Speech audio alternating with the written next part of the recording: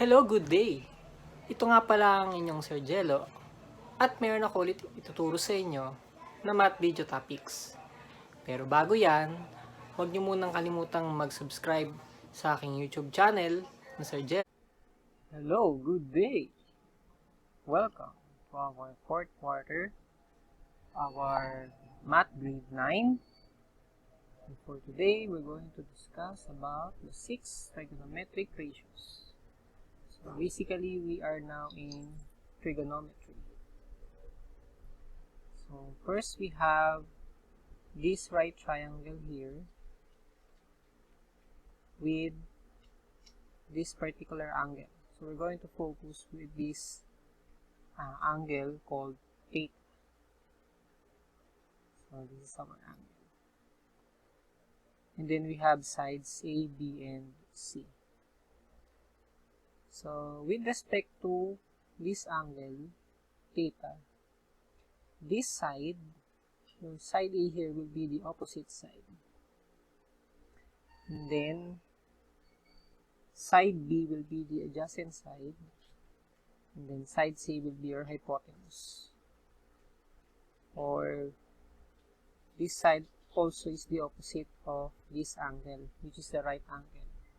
Basically, we're going to use the trigonometric ratios in a right triangle here. So, we're going to introduce now the 6 trigonometric ratios or functions rather. These functions, we have sine, cosine, tangent, cosecant, secant, and cotangent. So, these are the trigonometric functions. Now, the ratios will be with this over for every function. So let's say you have sine theta is opposite over hypotenuse. So we have opposite over hypotenuse. So we can actually write it as A over C. Okay, so opposite over hypotenuse. Next, we have cosine, adjacent side over the hypotenuse. So we can write it as B over C. Then we have the tangent function with the ratio of opposite over adjacent. So that is opposite A over adjacent B. So we actually have now the first three functions, sine, cosine, and tangent. The next three is actually the reciprocal of the first three. So if we're going to focus at cosecant, the reciprocal of that is sine, which is opposite over hypotenuse. Cosecant is hypotenuse over opposite. So all you have to do is to write the inverse of sine, which is A over C. This becomes C over A. Next, we have secant. So that is the reciprocal of cosine. So, if cosine is B over C, secant will be C over B. That is hypotenuse over adjacent. And then for cotangent, you have adjacent over opposite. So that is B over A. So for us to remember the 6 trigonometric ratio, there is a mnemonic or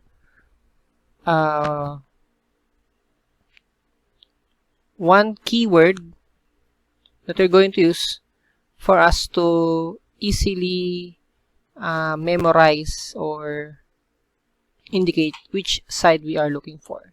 So let's say for sine, you have opposite over hypotenuse. So you have the first letters of each word. So sine is equal to opposite over hypotenuse. So that is so. For cosine, you have C, then that is A over H, ka. Then tangent is T, then OA, first letters, opposite and adjacent. So you have SOHCAHTOA. Perfect.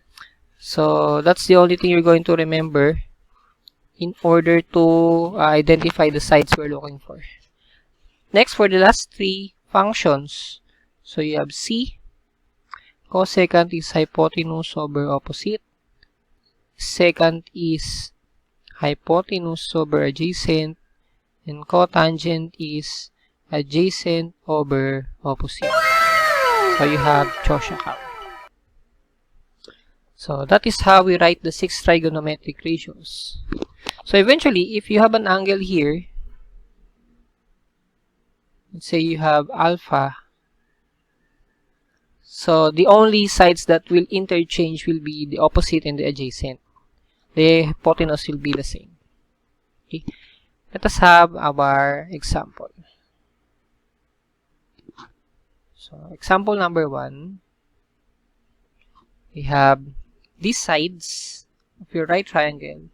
So this is a right triangle here with angle theta with sides 3, 4, 5. So we know 3, 4, 5 is a right triangle sides. So all we have to do is to identify first which is the opposite, adjacent, and hypotenuse. So if your angle theta is here, so 3 will be the opposite side, 4 will be the adjacent side, and 5 will still be the hypotenuse. So we can now write down the ratios for every function. So we have sine. So we can actually write here the mnemonic SOHCAHTOA so that we can remember the sides we are looking for. So we have sine, opposite over hypotenuse. So you have 3 over 5. Then you just get the decimal answer. Next, cosine, adjacent over hypotenuse, so that is 4 over 5. And then tangent function, we have TOA, so that is 3 over 4. So that is the first 3 functions. Now, for the next 3, you just look at the first 3 functions. Then you just get the reciprocal. So let's say cosecant, so that will be 5 over 3. Secant will be 5 over 4. And then tangent will be 4 over 3.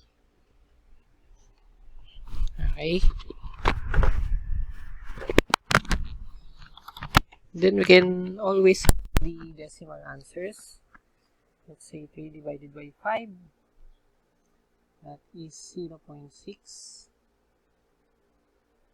We have 4 over 5, that is 0.8. Then 3 over 4 is 0.75.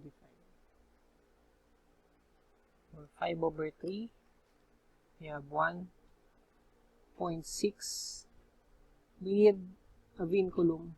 So that means 6 is a repeating decimal here. 5 over 4 is 1.25. And then 4 divided by 3 is 1.3 with a bar. That means that this number or that decimal number is a repeating decimal. Okay, so there you have it, your 6 trigonometric ratios using the sides 3, 4, 5. Okay? Let us have now the next example. You have number 2. Okay. So you have now the sides 7, 24, and 25. And your angle is situated here. So obviously this will be the opposite side. Let us first identify the right angle. Then you have this as your adjacent side. And then this is your hypotenuse.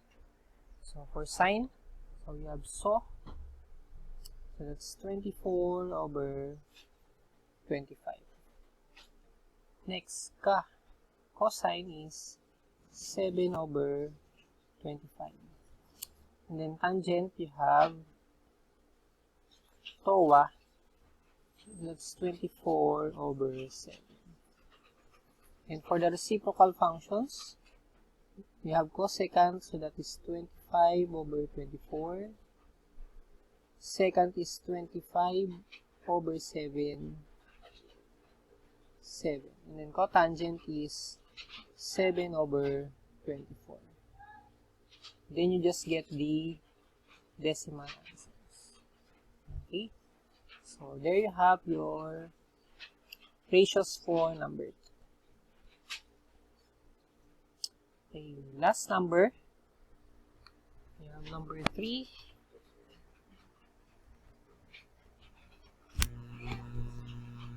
Number 3, so you have this angle here. So you have sides 1, 1, and square root of 2. This is also a right triangle. 1, 1, square root of 2. So this will be your opposite side. This is your adjacent side. And this is your hypotenuse. So let us have the 6 trigonometric functions. Let's start with sine.